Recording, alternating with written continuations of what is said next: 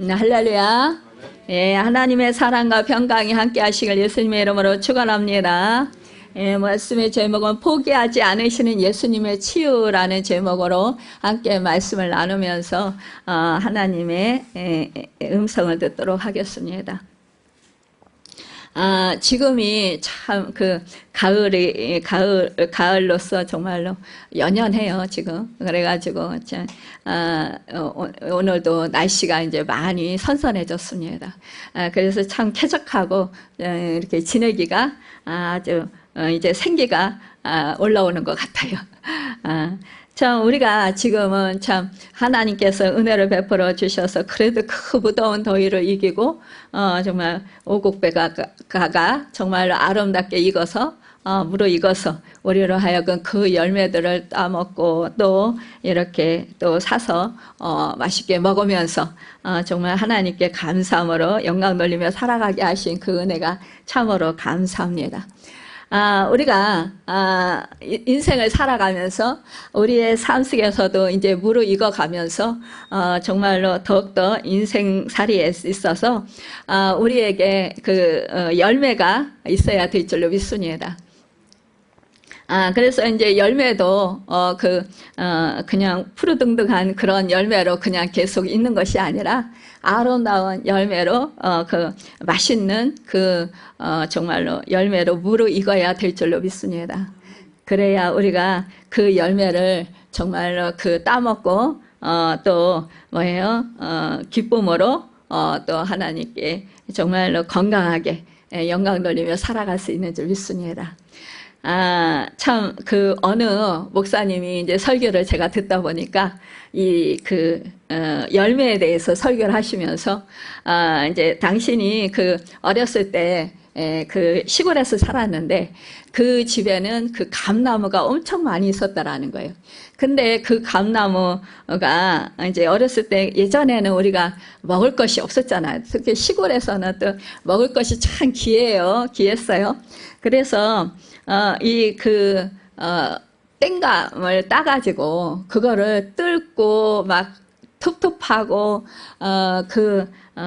쓰고, 막 그런 땡감을 따서, 먹었다라는 거죠. 간식으로. 근데 우리 옛날에는 그 땡감을 따서 어떻게 해요? 먹고 싶으면 우려서 먹었어요. 그쵸? 우려서라도 그거를 먹으면 그래도 그런 대로 먹을 만해요. 근데, 정말 하나님을 믿는 하나님의 자녀들이 계속해서 땡감으로 있으면 안 된다라는 거예요. 설익어가지고, 그러고 있으면 안 된다라는 거죠. 뭐예요? 이 감이 잘 완숙되게 익어야 달고 맛있잖아요. 그쵸? 그런 거와 같이 우리 믿음의 사람들도 더욱더 열매를 맺되, 더욱더 뭐예요? 정말로 완숙된 그러한 잘 익은 그런 열매들이 되어야 된다. 그래야 정말 하나님께서 기뻐하시는 그러한 신앙인들이 될 수 있다라는 것을 이제 말씀하시더라고요. 근데 참 우리가 사실상 그래요. 신앙생활하면서 정말로 열매를 맺으려고 참 많이 애쓰고 힘씁니다. 그렇죠?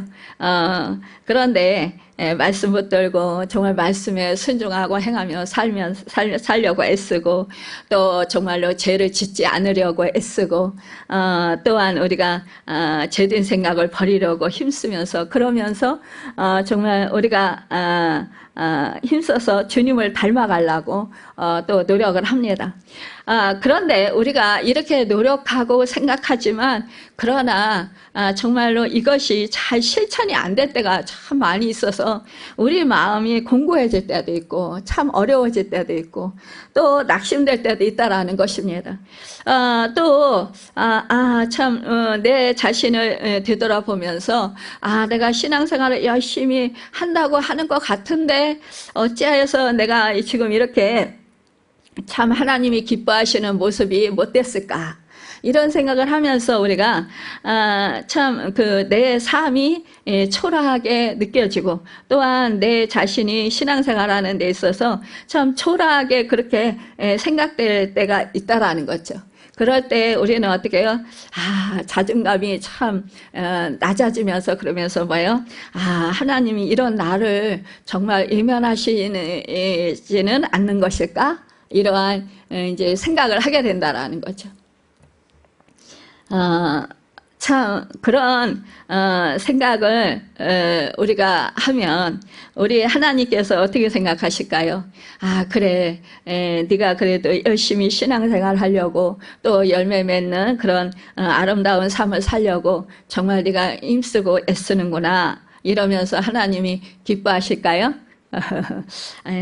또 우리 하나님이 어떨까요? 그래, 내가 너의 마음을 안단다. 참 그래, 그래도 네가 나를 기쁘게 하려고 내 말에 순종하려고 네가 힘쓰고 애쓰는구나. 열심히 정말로 최선을 다해서 그 말씀대로 살려고 애쓰는구나. 그러면서 우리 하나님이 마음이 기뻐하실 것 같습니다.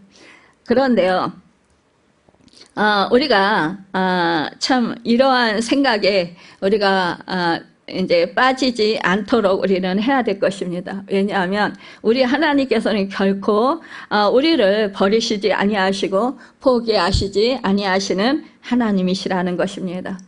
우리 스스로의 신앙에 대한 회의를 느끼거나 아무 열매도 없는 것 같은 생각으로 힘들어하는 성도들을 위해서 예수님께서는 한 가지 비유로 말씀을 하셨습니다.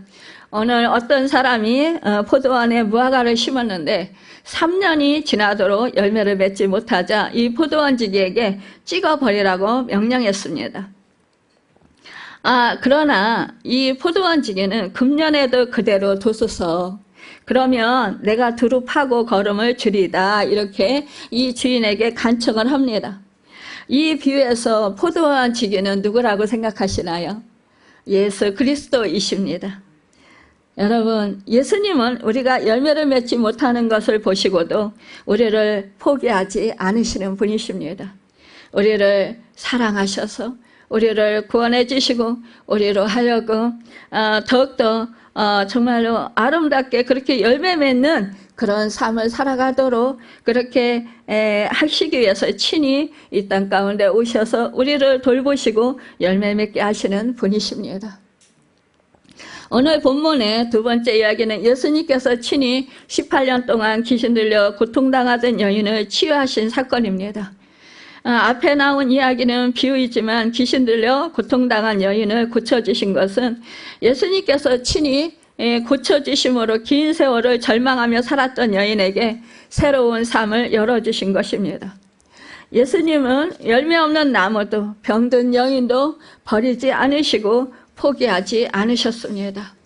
오히려 두루 파고 걸음을 주시며 매있는 자를 풀어주시는 분이시라는 것입니다. 오늘 말씀을 통해 우리가 믿는 예수님은 우리의 질병을 치유하시는 분이시고 열매 맺지 못하는 삶도 열매 맺을 수 있도록 돌보시고 언제나 정말로 끝까지 참으시며 인내하시며 우리를 사랑해 주시고 사랑의 눈으로 바라보시는 분이시라고 도우시는 분이시라는 것입니다. 오늘 예수님께서 비유로 하신 말씀과 18해를 고통당하던 여인을 고쳐주신 사건을 중심으로 해서 포기하지 않으시는 예수님의 치유란 제목으로 이렇게 말씀을 나누려고 합니다. 오늘 말씀에서 우리가 발견할 수 있는 것은 예수님께서는 먼저 열매 맺지 못하는 이 무화과나무 비유를 통해서 우리를 향한 하나님의 마음이 어떤 마음인지를 말씀해 주셨습니다. 이 예수님은 마태복음 7장 19절에서 아름다운 열매를 맺지 아니하는 나무마다 찍혀 불에 던져지느니라 라고 말씀했습니다. 이 말씀은 그 나무에 맞는 열매를 맺지 못하는 나무는 찍어서 불에 던져질 것이라고 말씀하신 것입니다. 그러나 오늘 본문에 기록된 이 비유에서 열매 맺지 못하는 나무를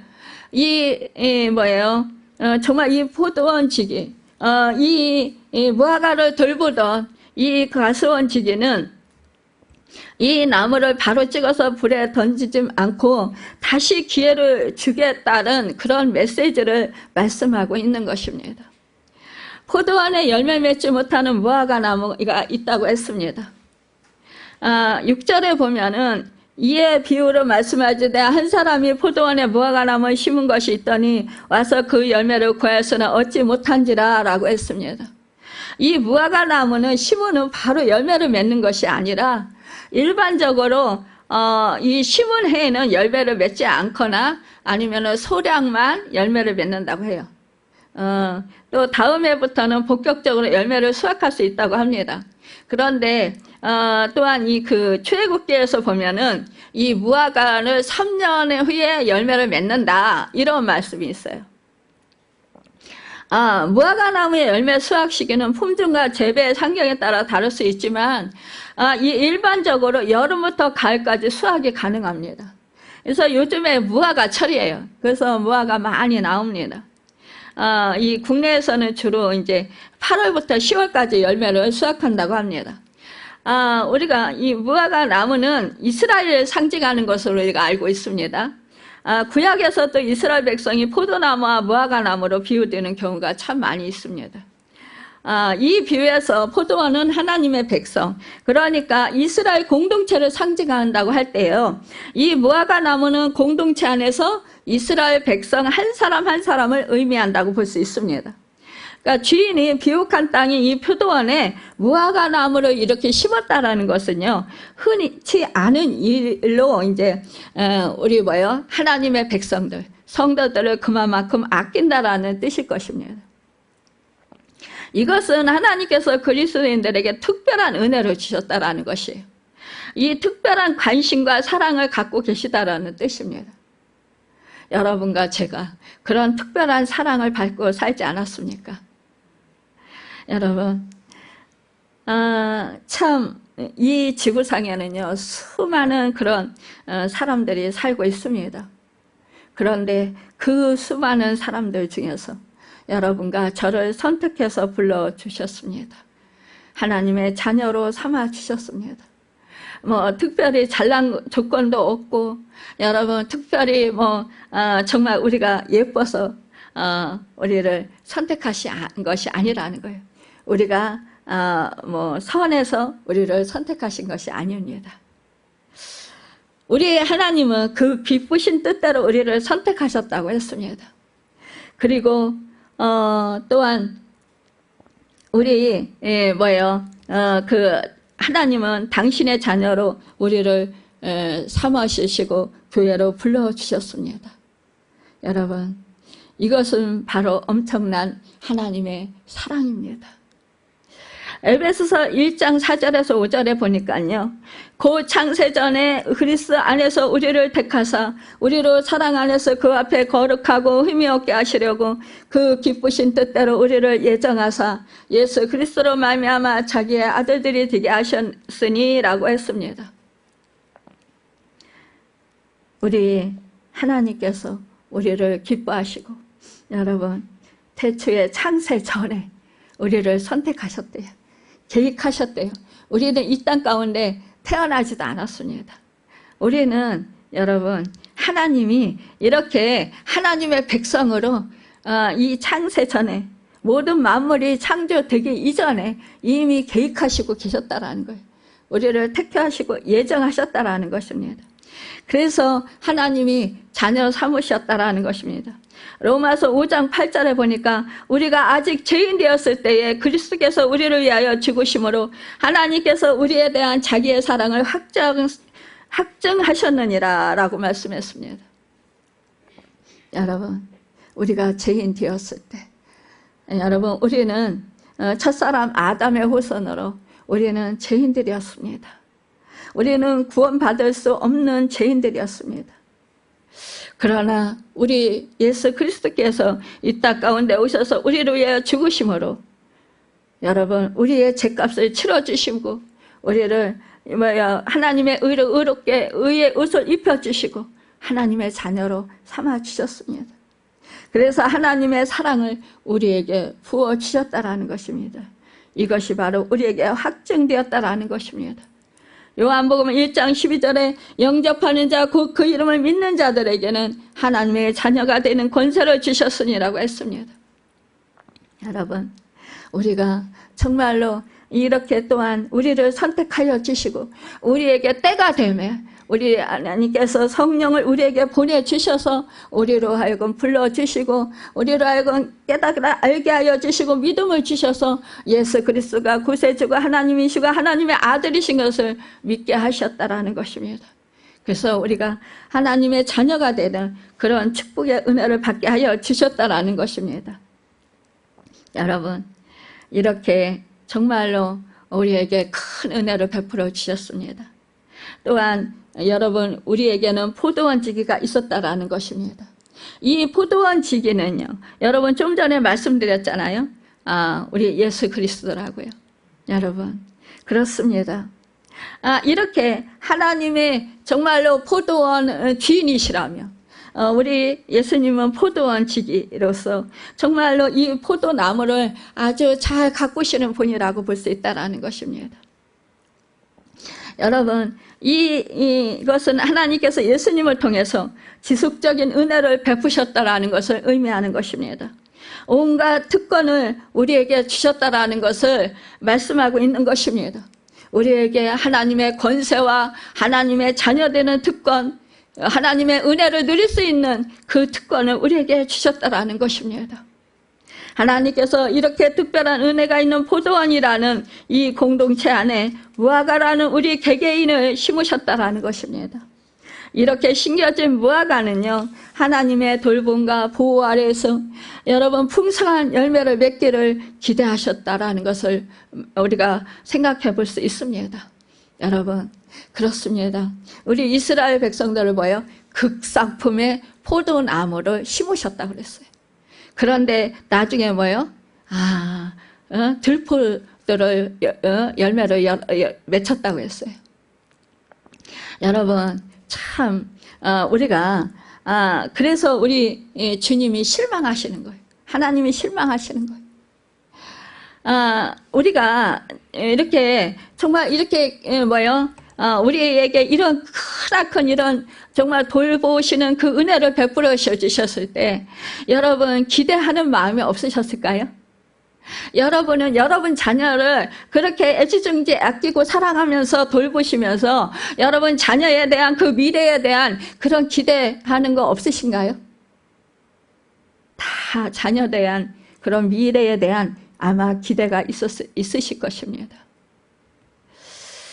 나보다는 더 하나님을 잘 믿고 정말로 하나님 은혜 안에서 복되게 정말 더욱더 훌륭하게 그렇게 이 세상에서 선한 영향력을 끼치며 정말 하나님이 기뻐하시는 하나님에게 영광 돌리는 그런 자녀들로 살아가기를 간절히 바라실 것입니다. 이와 같이 이렇게 우리 정말 하나님 포도원 제기를 주고 이렇게 정말로 이 포도원에 우리를 무화과 나무 이런 무화과 나무와 같은 우리를 심으시고 그리고는 우리를 갖다가 잘 돌보신다라는 것입니다. 그런데 이 포도원이란 공동체 안에 있는 개개인이 무화과 열매를 맺지 못했다라는 거예요. 무화과가 심은 지 3년을 지나도 열매를 얻지 못했다고 말씀하고 있습니다. 그러니까 이 주인이 와서 찍어버리라. 야, 이제 정말로 쓸모없다. 땅만 버린다. 이렇게 말씀하시는 거예요. 여러분, 포도원 주인은 이 3년 동안이나 열매를 기다렸다라는 것입니다. 만약에 우리가 저희들 시골에서 자랐으니까요. 우리는 농사하고 농사 짓는 것, 과수나무가 어떻게 크는 거 다 압니다. 보고 자랐습니다. 그러니까요. 이 과수나무를 부모님이 심으면 너무너무 좋은 거예요. 왜? 간식이 없으니까 이 과수나무 심으면 과실을 따먹는 거예요. 그쵸?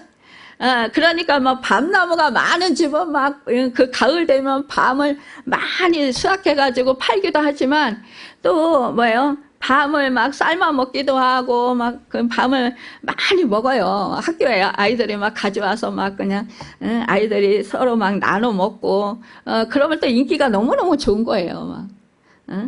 그러니까 부러운 거예요. 이 밤나무 많은지 감나무 많은지 배사과는 뭐 정말 귀하죠. 사실상 예전에 과수원 하는 그런 친구들 보면 엄청 부러워했었어요. 야, 그래. 그래서, 야, 너는 너무너무 좋겠다. 이 과일 엄청 많이 먹을 수 있고, 막. 그러면 정말 그 과수원 하는 사람들은 뭐예요? 사실상 좋은 거는 팔더라도, 좀 약간씩 썩은 거라든지 아니면 벌레 먹은 거, 이런 것, 많이 먹잖아요. 정말로 실컷 먹는 거죠. 과수원 하는 사람들은. 그러니까 너무너무 부러운 거예요. 그러니까 예전에 저희도 이제 저희 아버지가 배나무도 이렇게 한 그루 두 그루 심고 사과나무도 한 그루 두 그루 이렇게 심으면 야, 저거 열매 언제 커서 언제 이 열매를 열어서 우리가 따먹지. 그러고 맨날 거기를 그냥 뱅뱅뱅 도는 거예요. 그러면서 쳐다보면서 야, 이거 꽃이 폈다. 그러면 이거 열매 열린다. 막 그러면서 그 열매를 언제 익어서 언제 자라서 언제 익어서 언제 따먹지. 막 이러면서 그냥 그 날을 손꼽아 기다리는 거예요. 그냥 이 도시 사람들이야 그냥 과일 돈 가지고 가서 사 먹으면 되지만 우리 시골에서는 그게 힘들단 말이에요. 그러니까 그렇게 정말 그렇게 오매불망 기다리는 거죠. 그러니까 사실상 이 3년이라는 세월은요 엄청난 오랜 세월이라고 볼 수 있는 거예요. 우리 사람들이 생각할 때 3년 그러면 아이고 그 정도야 이렇게 생각하겠지만 우리 시골에서 사는 사람들은 이 3년 하면 엄청난 긴 시간이에요. 사실상. 근데 정말로 이렇게 충분한 기회와 시간을 주었음에도 불구하고 이 나무에는 안타깝게도 열매가 없었다라는 거예요. 변화가 없었다라는 거예요. 여러분, 이 중요한 것은 정말 이 무화과 나무가 주인의 기대에 어긋나게 열매를 맺지 못했다라는 사실이에요. 그러면 얼마나 이 주인이 이 아이들은 저희 어렸을 때 저희 같은 아이들은 얼마나 실망이 커요. 야, 올해도 열매를 안 열렸네. 아, 내년에는 열릴까? 예전에 그 기억이 나요. 지금 설교를 하다 보니까 그 기억이 나네요. 옛날에 이제 그 배나무, 이제 사과나무를 심었는데, 첫 열매가 열렸어요. 첫 열매가 열렸는데, 이 열매가 크지가 않더만요. 조그만 게 몇 개가 열린 거예요. 근데 우리 아버지가 그걸 딱 따서 버리시는 거예요. 익기도 전에, 아버지 왜 이걸 따서 버리셔요? 그랬더니 야, 첫 열매는 따서 버리는 거야. 그래야 두 번째 해에 이 열매가 튼튼하고 건강하고 좋은 것들이 많이 열린다 이러시면서 따버리시는. 야, 그게 너무너무 야속하고 그러면서도 또 아버지가 설명을 하시니까 그래, 내년에는 더 많이 열리고 탐스러운 거를 더 많이 먹을 수 있으니까 참고 기다리자. 이러면서 이제 기다렸던 적이 있습니다. 여러분, 그래요. 그러니 이 기대는 이루 말할 수 없었을 것이라는 거죠. 이것은 하나님의 인내에도 불구하고 회개의 열매를 맺지 못한 이스라엘 백성들을 가리킨다고 볼 수 있습니다. 특히 오늘 우리 성도들에게는 이에도 가시적인 은혜가 너무 많아요. 우리가 신앙생활하기에 너무 지금 좋은 환경을 하나님이 주셨습니다.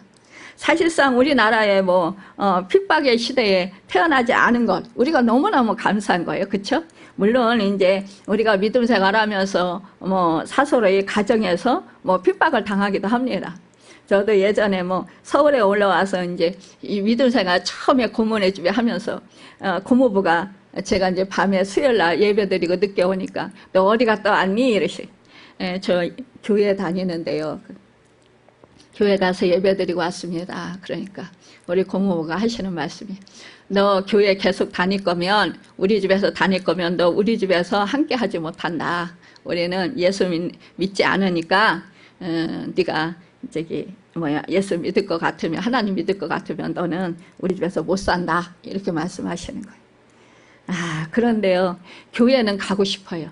그래서 가야 되겠어요. 제가 어렸을 때 6학년 때 그때 하늘을 보면서 하늘의 별을 보면서 달을 보면서 저거 지으신 하나님이 계시지. 그 하나님을 내가 의지하고 내가 하나님께 정말 하나님을 믿어야지. 이렇게 결단하고 도시에 나오면 내가 하나님을 믿어야 교회 나가야지. 이렇게 결단하고 살았는데 아니 이게 고모네 집에 와서 얹혀 사는데 못 다니게 하니까 안 되겠더라고요.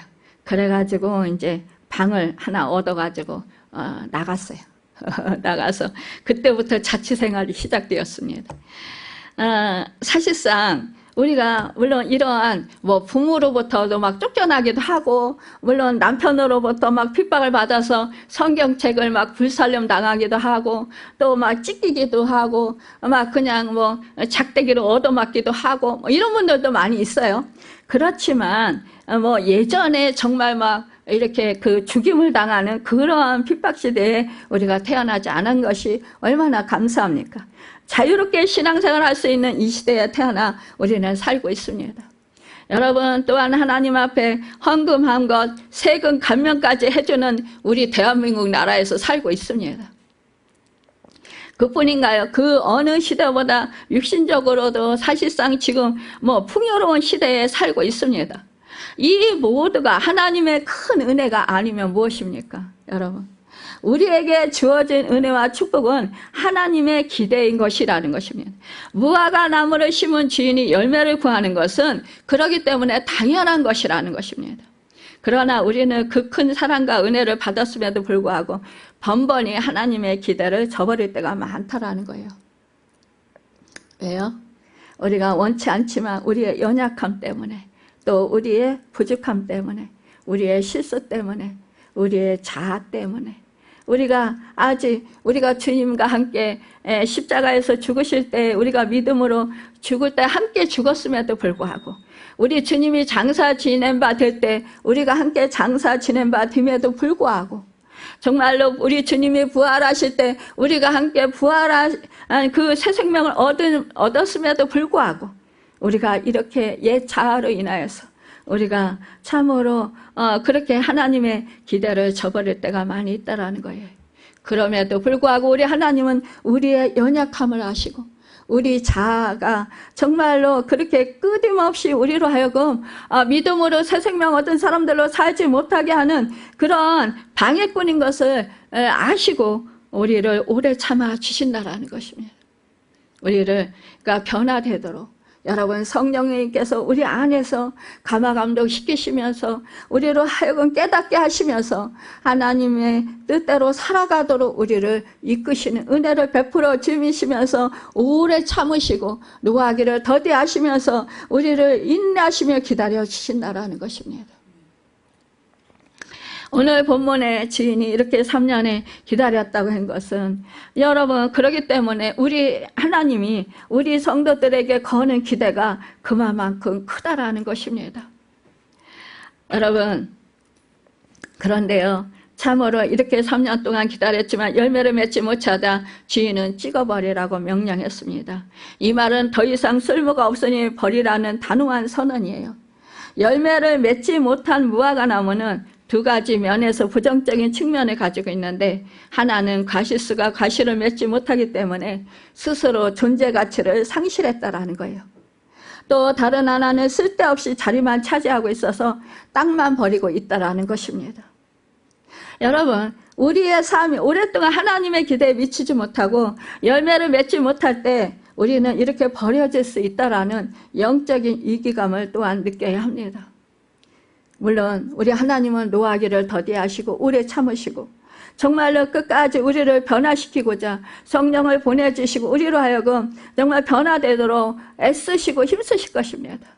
열심히 사랑을 베풀어 주실 것입니다. 우리로 하여금 깨닫게 하시고 죄에서 회개하고 돌이키기를 간절히 바라시고 원하시면서 계속적으로 우리로 하여금 변화되길 바라십니다. 여러분 그럼에도 불구하고요 이렇게 우리가 참되게 정말로 회개하지 아니하면 멸망받을 수밖에 없다라는 거예요. 결국은 찍혀버리지고 만다라는 것입니다. 그것은 하나님께서 노하시고 또한 하나님께서 정말 열매가 없어서 하나님께서 오래 노하시면서도 그러면서도 오래 참으시고 기다려 주시지만 그러나 뭐예요? 결국은 하나님은 때를 지정하고 계신다라는 거예요. 무한정이 아니라는 것입니다. 여러분, 이 1년이란 기간을 주셨다라는 거예요. 이 1년은 우리의 남은 생애 동안이라고 볼 수 있습니다. 혹은 또한 주님이 재림하실 때까지의 제한된 시간이라고 볼 수 있습니다. 그때가 되면 더 이상 기다려주고 싶어도 기다려줄 수가 없다라는 것입니다. 그래서 참으로 하나님이 사랑하는 자는요, 제가 사역을 하다 보니까요, 정말 믿음 생활 잘 제대로 못하고 결국은 정말 이렇게 그 열매가 그 아름답게 열리지 않았으면요, 끝에 우리가 천국 가기 전에 죽음을 앞두고 엄청난 그런 고난을 당해요. 극심한 고난을 당합니다. 그러면서 그때 극심한 고난을 당하면서 뭐예요? 다 버립니다. 자아도 버리고. 여러분, 내가 사랑했던 것, 내가 좋아했던 것 다 버립니다. 버리고 뭐예요? 너무너무 고통스럽고 너무너무 힘드니까요. 견디기 힘드니까 뭐예요? 우리 그래도 믿음의 사람들은요, 천국을 바라봅니다. 하나님을 바라봅니다. 그래서 천국을 향해서 하나님께로 나아가길 소망하는 거예요.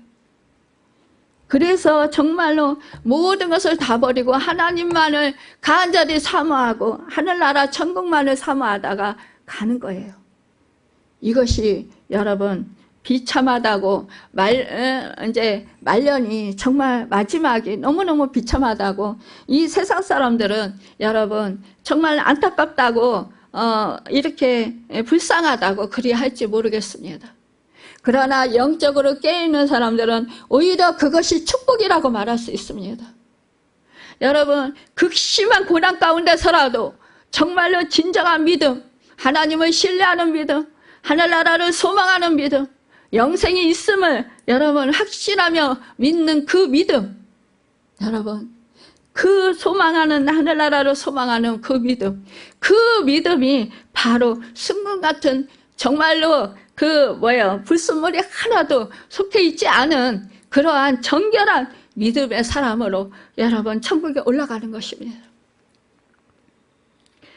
이것이 오히려 정말로 엄청난 축복인 것입니다. 여러분, 이것은 정말로 이 세상 그 어떤 것과도 바꿀 수 없고 견줄 수 없는 가장 귀하고 가장 존귀한 축복이라는 것입니다. 보배로운 축복이라는 것입니다. 여러분, 우리가 정말로 진주장사 비유나 여러분 정말로 보물을 그 땅속에서 발견한 그 사람의 비유를 우리 예수님이 들어서 말씀하시잖아요. 나의 모든 전 재산을 다 팔아서 여러분 그 밭을 보물이 있는 곳 진주 그 극상품의 그 진주를 구하기 위해서 내 전 재산 모든 것을 다 팔아도 아깝지 않은 거예요. 이것이 바로 우리가 천국을 소망하는 것입니다, 여러분. 이것이 바로 우리가 영원한 생명을 얻고 더 풍성히 얻는 것이라는 것입니다. 여러분, 이것이 바로 가장 우리에게는 큰 축복인 것입니다.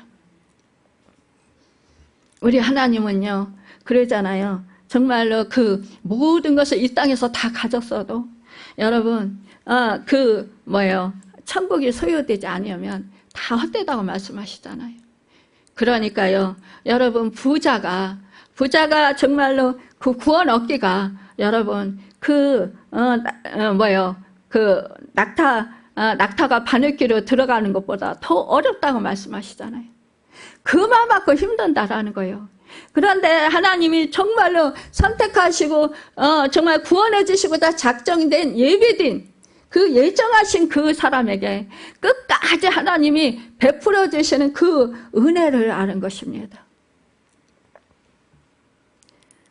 요한복음 15장 16절 너희가 나를 택한 것이 아니요 내가 너희를 택하여 세웠나니 이는 너희로 가서 과실을 맺게 하고 또 너희 과실이 항상 있게 하여 내 이름으로 아버지께 무엇을 구하든지 다 받게 하려 함이니 라고 말씀했습니다. 여러분, 우리 하나님의 자녀들에게 과실이 없으면 우리 하나님께서는 뭐요? 과실을 얻게 하려고 여러분 우리를 그렇게 빚으시는 것입니다. 우리를 그렇게 연단시키시는 것입니다. 그 연단이요 여러분 힘들지만 고통스럽지만 감내하기 고통스럽고 정말로 견디기 힘들지만 그러나 그것이 하나님의 나를 사랑하시는 하나님의 그 본심이라는 것입니다.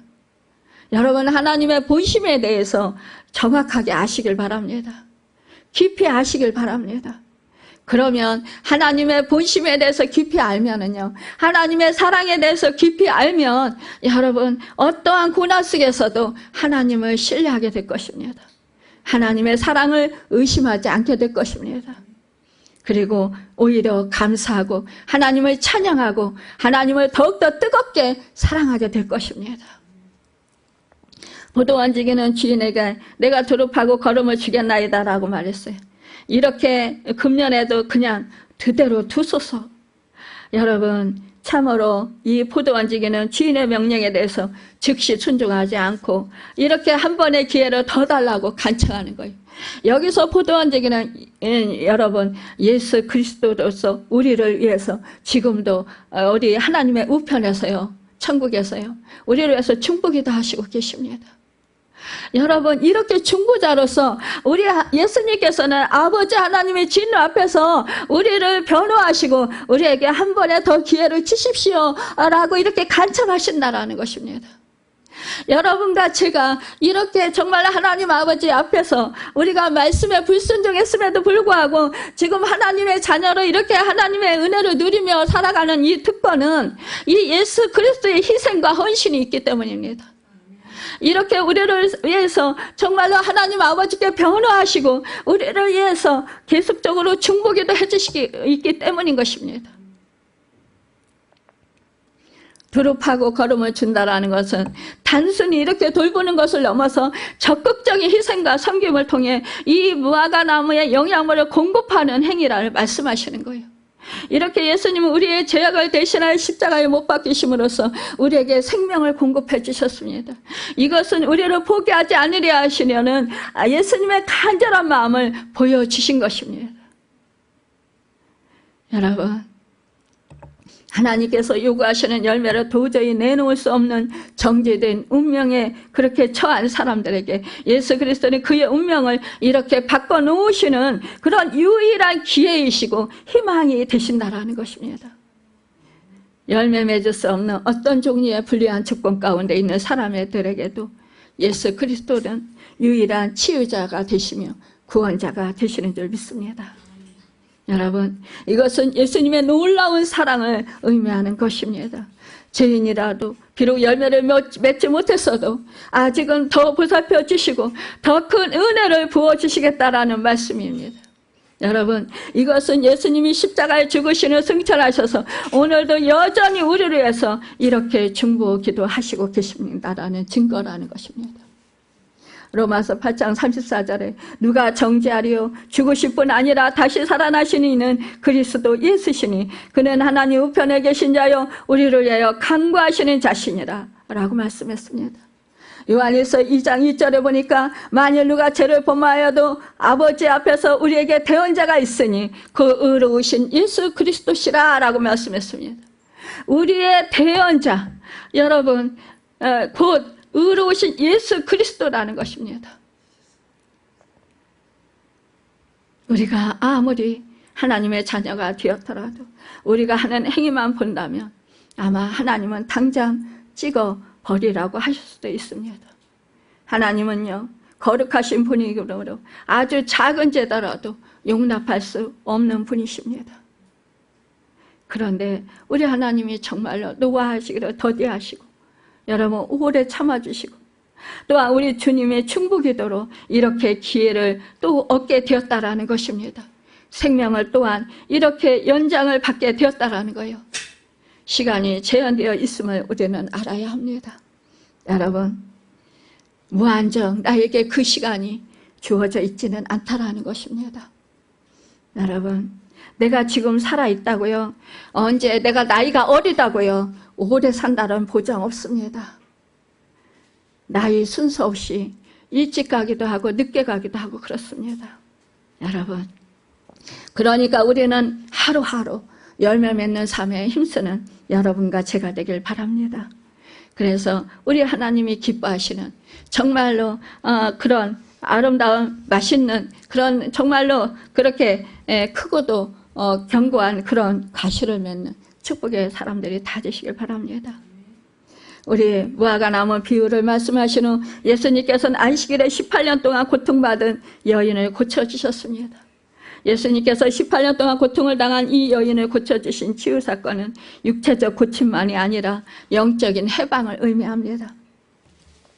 안식일에 해당해서 이 일이 일어났습니다. 10절을 보면 예수님께서 안식일에 한 회당에서 가르치실 때 이 사건은 안식일에 해당해서 일어난 일입니다.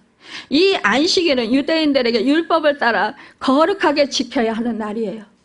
예루살렘 성전은 절기 때 올라가서 하나님을 예배드리는 곳이라면 이 회당은 지역마다 있어서 안식일 예배를 드리고 율법을 가르치고 배우는 경건한 장소였습니다. 그러니까 이 회당에서 모든 것이 다 이루어진다라고 볼 수 있었어요. 전통적으로 유대인들은 안식일에 하지 말아야 할 일들을 규정했다고 볼 수 있는데 그 중에서 병자를 고치는 일도 하지 말아야 할 일에 속하는 것이었어요. 그래서 예수님께서 안식일에 병을 고치셨다는 것은 당시 정통 유대주의자들에게 용납할 수 없는 일이었어요. 그래서 예수님께서 이렇게 정말로 안식일을 지키지 않았다 해서 유대인들이 이 종교 지도자들이 계속 예수님을 막 곤란에 빠뜨리려고 하고 죽이려고 하고 또 자꾸 시비를 걸고 그랬던 것입니다. 이 복음서에서 예수님께서 안식일에 병자를 고치신 여러 이야기들이 있잖아요. 그때마다 유대 지도자들은 예수님이 안식을 범한다고 비판한 거예요. 예수님은 그런 비판을 감수하고 그러면서도 병자를 고치셨다라는 거예요. 안식일에 해당의 말씀을 가르치실 때에 18해 동안이나 귀신 들려 앓으며 고통당한 여인이 있었다라는 것입니다. 이 12절을 보면 18해 동안이나 귀신 들려 앓으며 꼬부라져 조금도 펴지 못하는 한 여자가 있었다고 합니다. 여러분, 여기서 보면은 이 여인은 귀신 들렸다라는 거예요. 그녀의 질병이 단순한 육체적 질병이 아니라 영적인 고통과 관련이 있다라는 것을 보여주는 거예요. 귀신이 여인을 사로잡고 있기 때문에 그녀의 몸은 꼬부라져서 조금도 펴지 못했다고 했습니다. 그러니까 이 여인은 더 이상 희망이 없는 절망적인 상태에 있었다라는 거예요. 그러니까 귀신 들려서 꼬부라진 채로 몸을 펴지도 못한 채로 18년을 보냈다고 상상해 보십시오. 얼마나 고통스러웠겠습니까? 우리가요, 대부분 육체적인 질병에는요, 사실상 이 귀신의 역사가 많이 있습니다. 긴 세월을 그렇게 보냈다면 얼마나 고침받고 싶었겠어요. 또 고침받으려고 얼마나 애를 많이 썼겠어요. 이것저것 다 해보지 않았겠습니까? 얼마나 정말 이 고침받고 싶어서 그렇게 정말 이 모양 저 모양으로 정말 힘쓰고 애쓰지 않았을까요? 그런데 이 낫지를 않는 거예요. 그러니까 정말로 이제는 고칠 수 있다라는 희망을 가질 수 있는 것이 참으로 어렵게 되었다라는 거죠.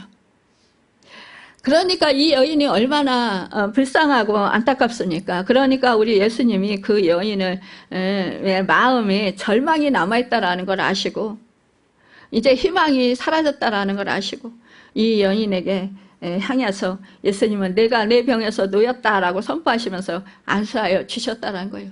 그러니까 고침을 받았다라는 것입니다.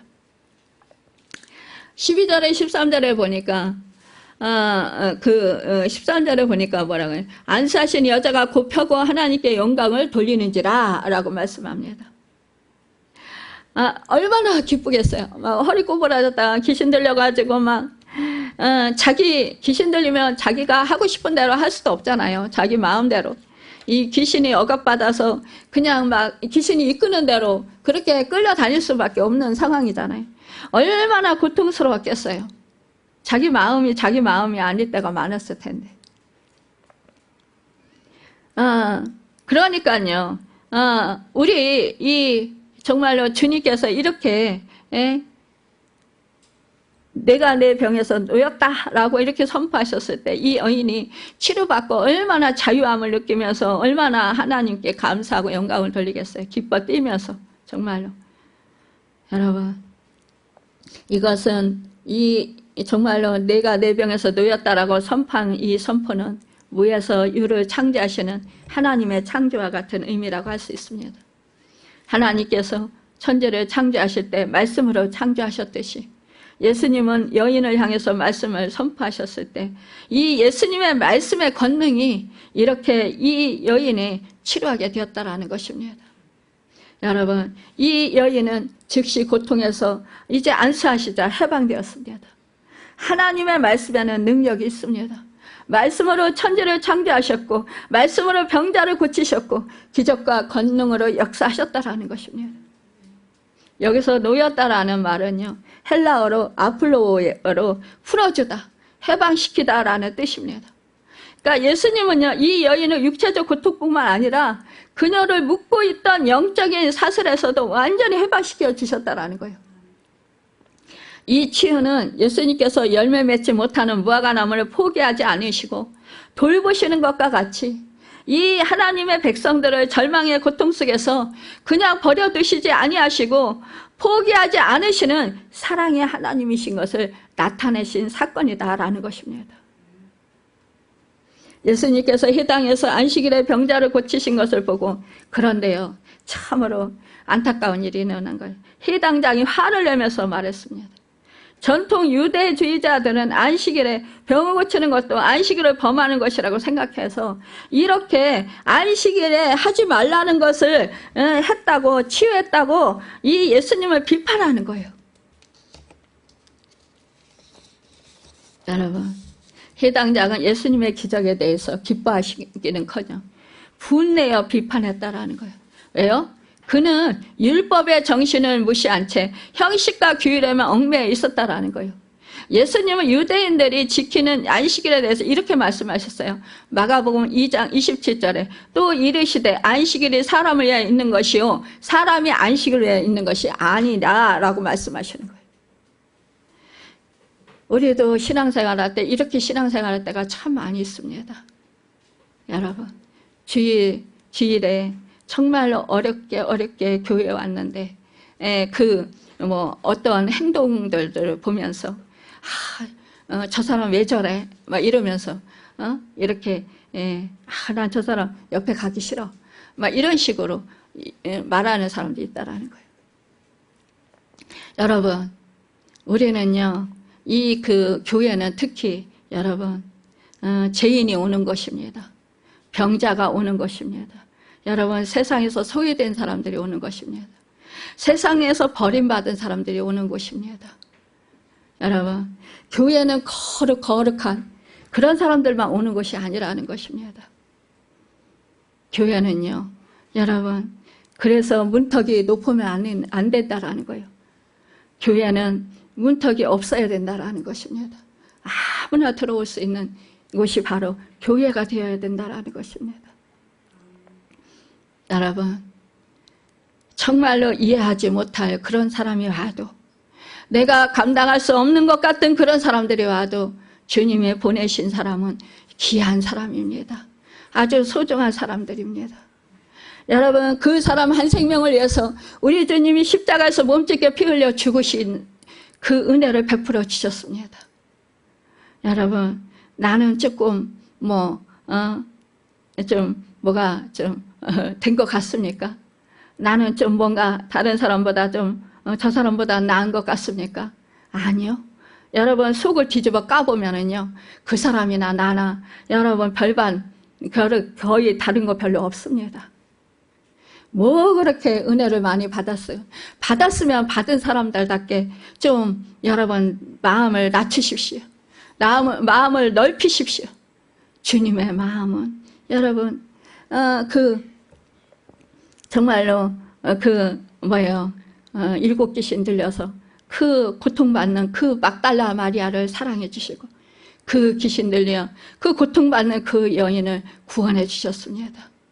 여러분 일곱 귀신에 들렸을 때 여러분 그 흉악한 그 몰골은 이루 말할 수 없었을 것입니다. 냄새는 이루 말할 수 없었을 것입니다. 그 삶이요. 살아가는 사람의 그 행태를 보면 정말로 이해할 수 없는, 사람들이 근접할 수 없는 그런 아마 포악함을 또 떨었을지도 모릅니다. 그럼에도 불구하고 우리 주님은 그를 사랑했습니다. 끝까지 사랑했습니다. 남들이 다 욕하고 비난하고 질타하고 업신여기고 무시하고 그냥 정말로 예면하고 그래도요 우리 주님은요 그를 찾아가십니다. 여러분 무덤가에 쇠사슬에 묶여서 그렇게 군대 귀신 들린 자로 그렇게 사람들을 흉악하게 그렇게 괴롭히던 그 사람에게 우리 주님은요 정말로 그 밤에 그 피곤한 중에도 여러분 제자들을 앞세우고 그 밤에요 기도하시고 그러고 나서 사역하시고 나서 그 밤에 그 사람을 찾아서 여러분 그 멀리를 가셨다라는 것입니다. 그때 귀신들은 먼저 알고 이 제자들이 탄 배에 풍랑을 일으킵니다. 여러분 그 풍랑에서 이 제자들이 너무너무 무서워서 막 정말 물을 퍼내고 막 난리를 칠 때 그럴 때 우리 주님은요 이 제자들이 염려돼서 또 막 달려오십니다. 무리를 걸어서 달려오셔서 그들을 여러분 안심하라 내니 두려워하지 말라 라고 말씀하시는 거예요. 여러분과 제가 여러분 그 고통 중에 여러분 묶였다고 생각해 보십시오. 군대 귀신 들려서 그 고통을 당한다고 생각해 보십시오. 그런데 아무도 나를 돌봐주지 않고 아무도 나를 보아주지도 않고 정말로 무시하고 욕하고 멀리하고 저 사람은 죽어야 마땅해 라고 이렇게 여러분 정죄하고 질타하고 돌멩이를 던진다면 내가 그 사람이 됐다라면 얼마나 내 인생이 슬프고 얼마나 고통스럽고 정말로 내 인생을 정말로 살고 싶지 않은 마음이 들 것입니다. 여러분 우리는 상대적으로 생각을 해야 합니다. 언제나 내 자신을 먼저 생각하기보다 상대방이 어떤 상황인데 상대방이 지금 어떤 형편인데 이렇게 여러분 남을 먼저 돌아볼 수 있는 우리 모두가 되길 바랍니다. 우리 믿음의 사람은요 열매 있는 사람은요 여러분 자기 자신을 먼저 돌아보고 내 자신을 거울에 비춰보고 여러분 내가 정말로 나에게 선한 것이 없음을 더 깊이 깨달아 알고 여러분 정말로 남을 나보다 낫게 여기는 사람인 줄 믿습니다. 형편이 나쁘다고 그 사람들이요 그렇게 하고 싶어서 그렇게 하는 사람은 거의 없습니다. 어쩔 수 없어서 그렇게 하는 경우가 많이 있어요. 물론 우리가 볼 때 답답하죠. 안타깝죠. 아주 말을 해도 잘 듣지 않고 자꾸 자기 고집 부리고 그러면 정말 속상하고 화나고 그렇죠. 근데요 제가 아버지를 모시면서 보니까요 그게 당신도 그렇게 하고 싶어서 그렇게 하는 게 아니더라고요. 어쩔 수 없어서 그렇게 하더라고요. 그런 상황을 보면서 제가 많이 깨달았어요. 그렇구나. 저 사람도 변화되고 싶은데 그 마음은 너무너무 굴뚝 같고 너무너무 정말 그 마음속에서는 너무너무 강하게 솟구치는데 그런데 안 되니까 그렇게 바꿀 수 없으니까 그러는구나. 그 사람의 마음은 오죽하랴. 여러분 우리 주님은요 그 사람 마음속 깊은 곳을 다 헤아려 보십니다. 내 마음도 헤아려 보십니다. 나의 생각하는 그 상태도 헤아려 보십니다. 여러분 그렇다면 누구를 더 나무라실까요? 그 변화되고 싶어도 변화되지 않는 그 사람을 나무하실까요? 아니면은 왜 저 사람 저래라고 비난하고 정죄하고 비판하는 나를 하나님이 책망하실까요? 예전에 제가 부끄러운 적이 있었습니다. 정말 제가 꿈을 꿨는데 저희 아버지하고 손님을 막 맞이할 때였어요. 저희 아버지하고 우리 딸은 옷을 입고 있어요. 저는 빨개 벗고요, 손님들을 맞이합니다. 그때 우리 하나님이 치유받을 사람들, 기도받을 사람들을 많이 보내셨어요. 저희가 가정교회 할 때예요. 그런데 제가 그 꿈을 꾼 거예요. 그래서 제가 꿈에서 깨어나서 하나님한테 너무 부끄럽고 죄송한 거예요. 하나님, 제가 왜 옷을 벗었습니까? 그 부끄러운지도 모르고 사람들을 맞이 안 해요. 그랬더니 우리 하나님이 말씀하시는 거예요. 네가 네 딸하고 네 아버지한테 맨날 말씀 봐라, 맨날 기도하라, 맨날 그렇게 하지 말라, 이렇게 하라, 잔소리하지 않았냐? 너 된 줄 아느냐? 선 줄 아냐? 너 네가 거룩한 줄 아냐? 그러면서 말씀하시는 거예요. 선 줄 아는 자 넘어질까 조심하라. 여러분, 라오디아게 그 사람들이 정말로 나는 부유하다, 부족한 것이 없다. 여러분, 그러나 안약을 사서 발라라. 여러분, 옷을 사서 입어라 라고 말씀하시잖아요. 우리가 이렇다라는 거예요. 나의 현주소가, 여러분, 지금 내가 믿음이 좋고 내가 주님 안에서 온전히 잘 세워질 수 있는 줄 그렇게 착각하지 말라라는 것입니다. 우리는 언제나 조심하며 살아야 합니다. 여러분, 내가 말씀 좀 더 알고 더 기도 많이 하고 말씀을 알면 알수록 우리는요, 벼가 익으면 고개를 숙이듯이 우리는 더욱더 내 마음의 자세를 낮춰야 된다라는 거예요. 겸손해야 된다라는 것입니다. 근데 겸손하기보다 자꾸 여러분, 피는요, 가라지는요, 고개를 빳빳이 듭니다. 이것도요. 그래서요, 이 벼가 익으면은요, 이 피는요, 빳빳이 서서요, 다 보여요. 피가 완전히 노네. 근데요, 벼는 다 알고 익어서요, 고개를 다 숙이고 있어요. 여러분, 내가 알곡이 되시길 바랍니다. 피 가라지가 되지 말고요. 여러분, 우리 한 사람 한 사람이 교회 공동체에서요, 어떤 사람이 왔을 때 어떤 행동을 하는 것이 내 마음에 안 든다고 그거를 계속적으로 우리가 입을 열어서 말하고 싫다고 행동하고 그러면 우리 교회에 누가 오겠습니까? 야, 내가 그 교회 갔더니 정말로 어떤 사람이 그러더라. 무시하더라. 정말 나를 피하더라. 그러면서 사람들이 그 교회 갈 필요 없어. 그 교회 사랑이 없어. 그 교회 하나님 잘 믿는 것 같다고 하던데 그게 아니었어. 여러분, 나 한 사람의 행동이요, 우리 공동체 안에서 얼마나 악영향을 끼치고 있는지 아십니까? 우리가 작은 소자 한 사람을 실족시키면 여러분, 연자 맷돌을 목에 메고 바다에 던지우는 것이 더 낫다고 우리 주님이 말씀했습니다. 두려운 줄 알아야 합니다. 여러분, 내가 기도 많이 했다고, 여러분, 내가 좀 주님의 음성 들었다고, 그 많이 받은 자에게서 우리 주님은 많이 찾는다고 했습니다. 여러분, 오히려 우리 하나님은요, 없고 정말 잘 모르고 깨닫지 못하고 잘 알지 못하는 사람들에게는 오히려 간대하십니다. 왜요? 몰라서 그랬으니까요. 저보고도 늘 말씀해. 저 너무너무 힘들어서 하나님, 저 사람 왜 저래요? 너무너무 힘들어. 왜 변화가 안 돼요? 왜 이렇게 힘들게 해요? 이러면서 하나님께 하소연하고 기도하면 우리 하나님이 그러셔요. 야, 그 사람이 알면서 그러겠니? 몰라서 그러는 거야. 그러니까 아는 네가 이해해야지. 아는 네가 용서해야지. 아는 네가 섬겨야지. 이렇게 말씀하시는 거예요. 여러분, 기도하면 우리가 응답받는다면은 내가 원하는 것을 응답받는 것, 이것을 좋아하십니까? 여러분, 주님의 뜻, 주님의 마음은 아랑곳하지 않고요. 하나님의 마음은 아랑곳하지 않고요. 하나님의 마음을 아랑곳해 보십시오. 하나님의 마음을 헤아려 보려고 하십시오.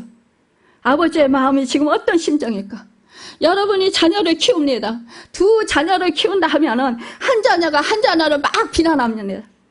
저 사람, 쟤는 뭐가 못됐고, 저 뭐가 안 됐고, 쟤 때문에 내가 속상해서 살 수가 없어. 내가 집을 나가야지. 이렇게 말한다 합시다. 그러면은요, 그 엄마, 그 아빠의 마음이 진짜 얼마나 가슴이 찢어지고 아프겠습니까? 여러분, 우리 하나님이 그런 심정이라는 것이에요. 왜 하나님의 마음을 헤아려 보려 하시지 않습니까? 왜 나만 알아달라고 하십니까? 예수님은요, 해당장에 위선을 끼워주십니다. 이식하는 자, 헬리어로 히포크리테스로 배우라는 뜻과 위선자라는 뜻을 포함하고 있습니다. 무대에서 연기하는 배우 또는 무대에 출연해서 합창의 독백적인 기사를 대화 형식으로 전환시키는 응답자로 이해할 수 있다는 거예요. 관객에게 상황을 설명하여 주는 해설자로도 이해할 수 있다는 거예요. 여러분, 이식하는 자란 배우가 무대에서 말하는 자와 같다라는 의미로서 이 배우는 자신의 진실을 말하는 것이 아니라 보는 사람들에게 잘 보이게 해서 애쓰는 사람이라는 의미로 해석할 수 있다는 거예요. 겉과 속이 다른 사람을 가리키는 것으로 볼 수 있습니다. 여러분, 유대인들의 안식일 규정에는 짐을 싣지 않은 한 안식일에도 이 짐승들을 밖으로 끌고 나갈 수 있다는 미시나의 규정이 있습니다. 이 안식일의 여행 제한을 어기지 않는 범위 내에서 가축들에게 물을 먹일 수 있는 특별 조치가 있었다는 거예요. 이 쿰란 족보에서는 안식일에 가축에게 풀을 뜯어 먹임에 있어서 2000규빗, 그러니까 약 910m 이상을 끌고 가지 못하게 하는 제한 규정이 지켜졌었다고 합니다. 이와 같이 당시 관례상 동물들에 대해서는 안식일에 관한 율법이 어느 정도 융통성이 있게 지켜졌지만 오히려 이 사람에 대해서는 조금의 융통성도 허락되지 않았다라는 거예요. 이 예수님께서는 그들이 안식일에 자신의 재산의 동물들을 묶음에서 풀어주는 이기적인 행동을 하면서도 이 18년 동안 고통받는 영혼을 치유하는 일은 막고 있었다고 책망하시는 것이라는 거예요. 예수님은요, 안식일에 매임에서 푸는 것이 합당하다고 선포하시는 거죠. 여러분, 16절 17절에 보니까 그러면 18해 동안 사탄에게 매임받은 이 아브라함의 딸을 안식일에 이 매에서 푸는 것이 합당하지 아니하냐? 예수께서 이 말씀하시며 모든 반대하는 자들은 부끄러워하고 온 무리는 그가 하시는 모든 영광스러운 일을 기뻐하니라. 여러분, 여인을 고치신 사건으로 인해서 예수님께서 안식일의 본질이 무엇인지를 알게 하신 거라는 거예요. 깨닫게 하신 거라는 거예요. 안식일은 고통을 가중시키기 위한 날이 아니라 고통에서 자유와 해방을 누리게 하는 날이었다라는 거죠. 특히 이 여인을 아브라함의 딸이라고 부르시면서 이스라엘 공동체의 일원이다라고 강조하셨다라는 거죠. 예수님은 하나님께서 사랑하시는 딸이 이렇게 18년 동안이나 사탄에게 묶여서 고통당하는 것을 안식에 풀어지는 것이 당연하다고 합당하다고 선포하신 것이라는 거예요. 여러분, 이 말씀에 모든 반대하는 자들은 부끄러워했고 하나님의 영광을 목격한 사람들은 기뻐했습니다. 여러분, 내가 정말로 이러한 그 일이 일어났을 때 정말로 기뻐하는 자가 될 것인가? 아니면 정말로 반대하는 자가 될 것인가? 여러분, 이것은 나의 선택권에 있습니다. 오늘 말씀에서 무화과 나무 비유와 18년 된 병자의 치유 사건을 통해서 예수님께서 우리를 향해서 선포하신 말씀은 버리지 않고 포기하지 않는다는 의미라고 우리가 볼 수 있습니다. 여러분, 예수님은 우리가 열매 맺지 못하는 무화과 나무처럼 초라할 때도 우리를 끝까지 포기하지 아니하시고 친히 오셔서 우리를 돌보시고 회복시키시는 분이십니다. 여러분, 우리가 겪는 모든 고통과 질병, 좌절은 우리를 묶어놓으려는 사탄의 계략일 수 있습니다. 그러나 예수님께서는 그러한 모든 묶임에서 우리를 풀어주시기 위해서 오셨습니다. 예수님은 형식과 규율에 얽매이지 않으시고 고통받는 영혼을 치료하고 회복시키시는 일에 집중하셨다라는 것입니다.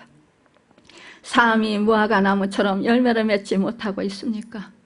혹은 18년 된 병자처럼 감당할 수 없는 고통과 절망에 묶여 있습니까? 예수님은 결코 우리를 버리지 아니하신다라는 그 믿음의 확신을 가지고 오늘도 우리는 여러분 정말로 주님의 사랑을 깨닫고 언제나 여러분 정말로 그 주님이 기뻐하시는 열매를 맺기를 힘쓰는 여러분과 제가 되길 바랍니다. 내가 두루 파고 걸음을 추리라 우리 주님이 말씀했습니다. 열매 없는 삶도 여러분 포기하지 않고 다시 세워주신다라는 그 사실을 잊지 마시기 바랍니다. 내가 내 병에서 놓였다. 여러분 육체뿐 아니라 마음의 병, 영혼의 병까지 치유하신 그 은혜를 여러분 잊지 마시길 바랍니다. 이 매에서 푸는 것이 합당하다. 여러분 예수님은 죄와 절망, 두려움의 사슬을 끊어 자유케 하신다라는 것입니다. 여러분 예수님의 사랑과 치유의 은혜를 믿고 모든 묶임에서 해방되어 아름다운 열매를 맺어 그리스도의 장성한 분량에 이르고 하나님의 기쁨이 되고 하나님께 영광을 돌리는 삶을 살아가는 여러분과 제가 되기를 예수님의 이름으로 간절히 축복하며 축원합니다. 기도하겠습니다.